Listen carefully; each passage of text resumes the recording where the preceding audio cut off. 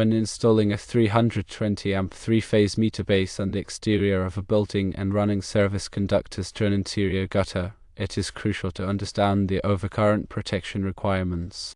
The primary concern revolves around protecting the service conductors as they enter the gutter.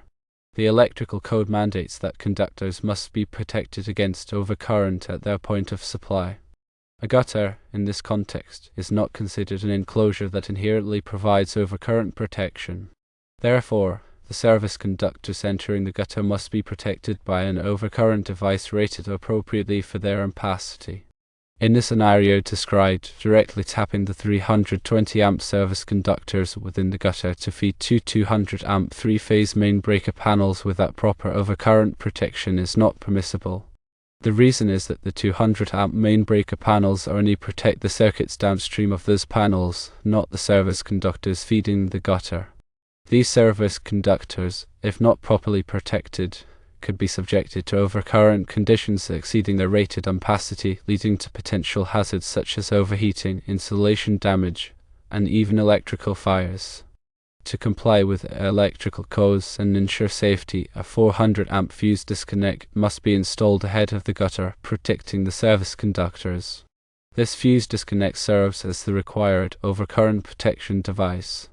The fuses within the disconnect should be rated at 400 amps or less, depending on the ampacity of the service conductors being used.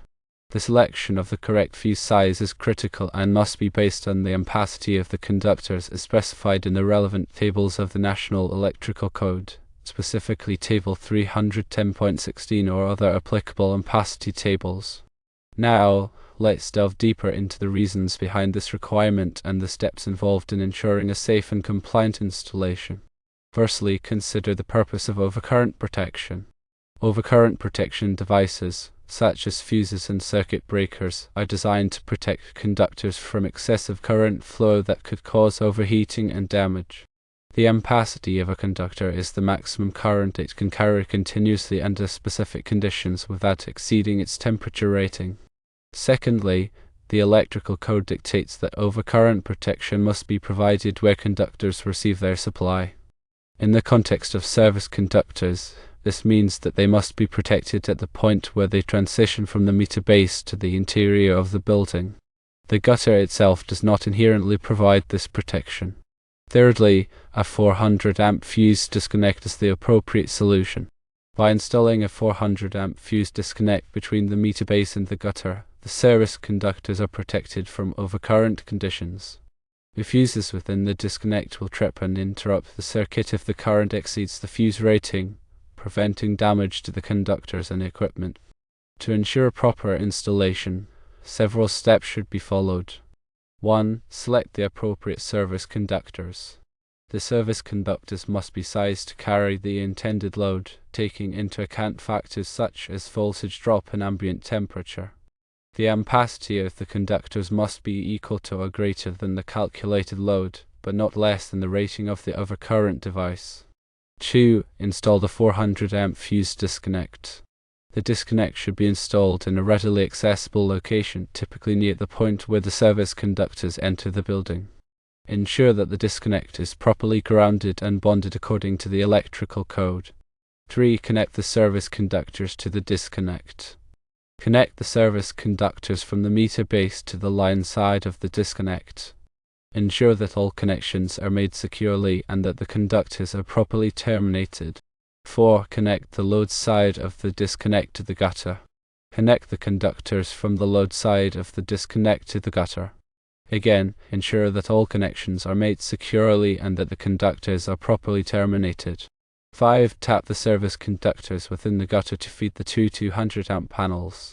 When tapping the service conductors within the gutter, use appropriate tapping methods and connectors that are listed for the application. Ensure that the taps are properly sized and insulated to prevent short circuits and ground faults. 6. Install overcurrent protection at each of the 200 amp panels. Each of the 200 amp panels must have its own overcurrent protection, typically in the form of a main breaker.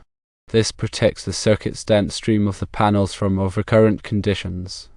Now, let's address some common questions and concerns related to this type of installation.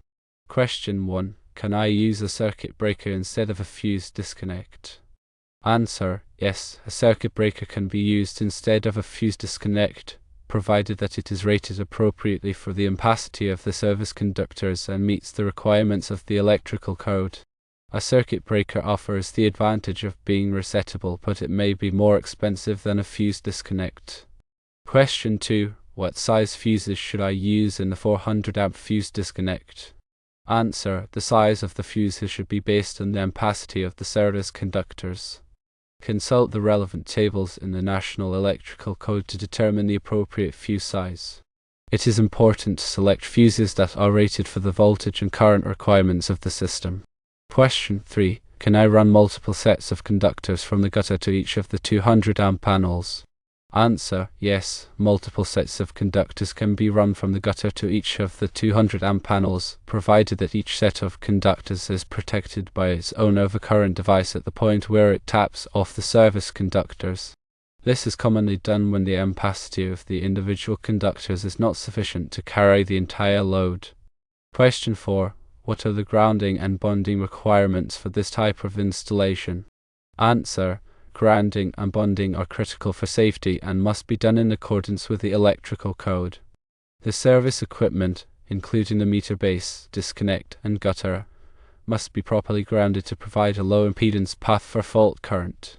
Bonding is used to connect all non-current carrying metal parts together to ensure that they are at the same potential. Let's now consider some additional factors that may affect the installation. Firstly, the ambient temperature.